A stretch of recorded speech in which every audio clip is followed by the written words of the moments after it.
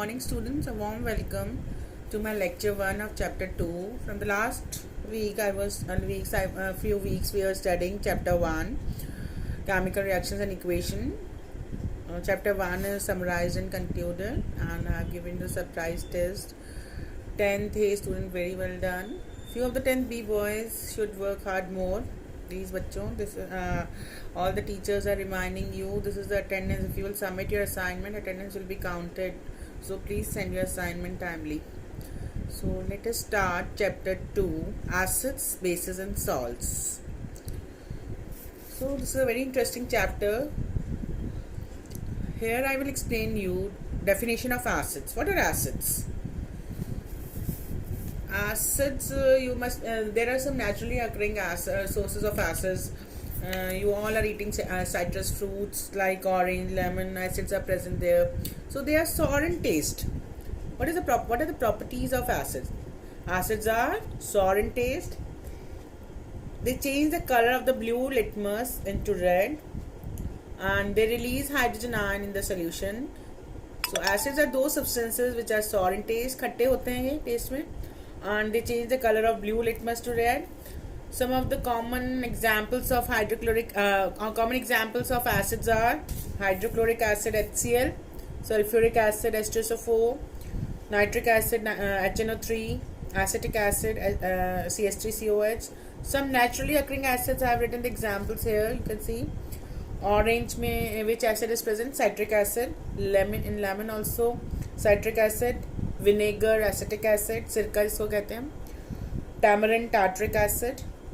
Tomato में oxalic acid, and in curd lactic acid is present.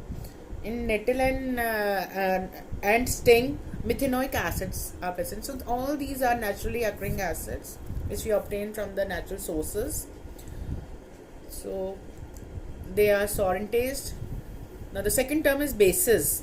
What are bases? They are bitter in taste. कड़वे होते हैं taste के. And they change, they are opposite to the property of an acid. They change red litmus solution to blue. If the red litmus paper or solution is turned into blue, it means the substance is base. And bases release hydroxyl ion in the solution.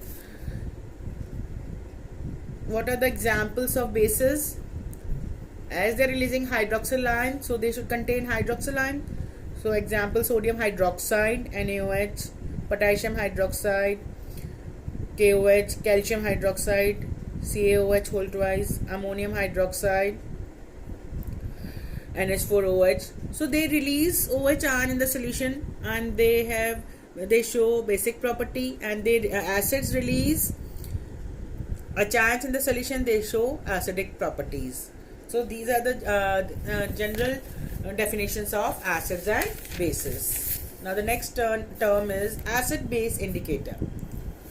What is the role of acid-base indicator? It helps in testing the presence of an acid or base in a solution.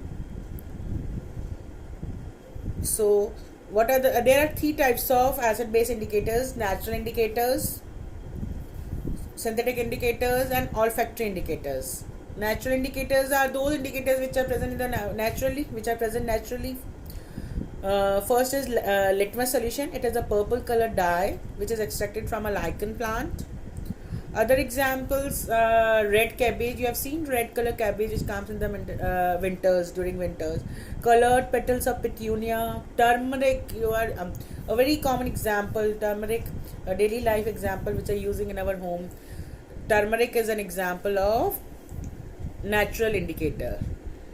When you add to the food, the color changes, and it helps to identify whether the substance is an acid or a base.